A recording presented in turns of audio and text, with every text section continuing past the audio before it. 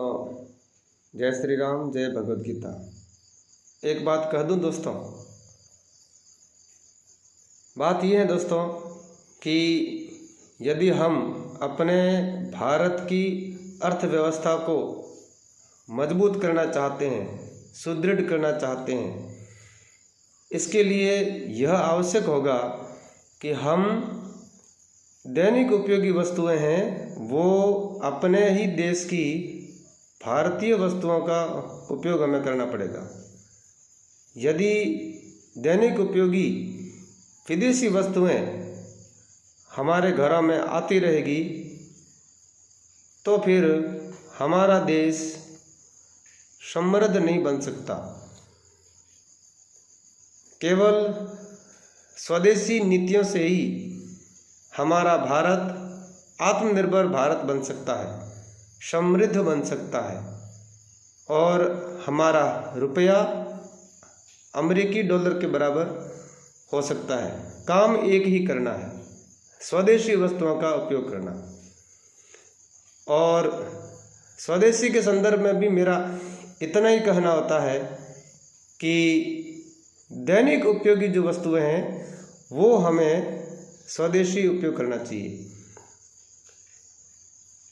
आजकल हर घर में सामान्यतया Lux, Lifebuoy, Surf Excel, Colgate और फेयर एंड लवली, ये 4-5 ऐसी वस्तुएं हैं जो पूर्णतः विदेशी है और रोज़मर्रा के जीवन में काम आने वाले वस्तुएं हैं। ये विदेशी वस्तुएं सामान्यतया हर घर में मिल ही जाएगी, क्योंकि इन विदेशी वस्तुओं को खरीदने में हमारी सबसे बड़ी भूमिका है। और फिर हम कहते हैं कि हमारा देश आगे नहीं बढ़ रहा है, हमारे भारत की अर्थव्यवस्था कमज़ोर हो रही है और हम विश्व में अन्य जो देश है उनसे विकास के क्षेत्र में पीछे हैं। तो इसका भी एक महत्वपूर्ण कारण है कि हमने इन विदेशी वस्तुओं को बढ़ चढ़कर खरीदा है। इन विदेशी वस्तुओं को हमने अधिक मात्रा में, अधिक संख्या में और हर रोज़ हम खरीदते हैं। इस कारण ही हमारा जो रुपया है, हमारा जो धन है, हमारे धन का 50% से भी अधिक धन हम स्वयं इन विदेशी वस्तुओं के माध्यम से विदेशों में भेज रहे हैं। और फिर हम कहते हैं भारत माता की जय, वंदे मातरम। अब आप बताओ दोस्तों, क्या ऐसी स्थिति में भारत माता की जय हो सकती है? क्या ऐसी स्थिति में वंदे मातरम हम बोलने के हकदार हैं? जब हम खुद का पैसा, अपने देश का पैसा इन विदेशी वस्तुओं को खरीद करके विदेश में भेज रहे हैं और फिर हम चाहते भी यही हैं कि हमारा देश आगे बढ़े। ऐसा हो सकता है क्या? हो सकता है अगर हम इन विदेशी वस्तुओं की जगह स्वदेशी वस्तुओं उपयोग करें तो इसमें हर्जी क्या है? साबुन यूज करना है तो लक्स और लाइफ बॉय क्यों? हमारे देश की कई स्वदेशी कंपनियां हैं। अपना एक स्वदेशी संस्थान है आरसीएम एक ऐसा स्वदेशी संस्थान है जो न केवल स्वदेशी वस्तुओं को आगे बढ़ाता है अपितु हर भारतीय को आर्थिक संबल भी देने का काम करता है। इसी प्रकार आदरणीय योग गुरु बाबा रामदेव जी का पतंजलि है और भी भारतीय कंपनियां हैं। जो भी भारतीय कंपनियां हैं, जो स्वदेशी कंपनियां हैं,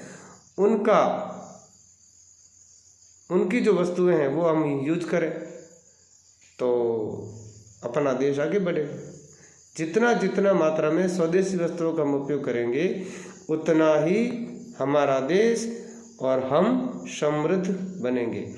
एक बात बताता हूँ, जैसे बाज़ार में जो सर्फ एक्सेल का वॉशिंग पाउडर आता है, वो वॉशिंग पाउडर एक तो विदेशी है, दूसरा महंगा है।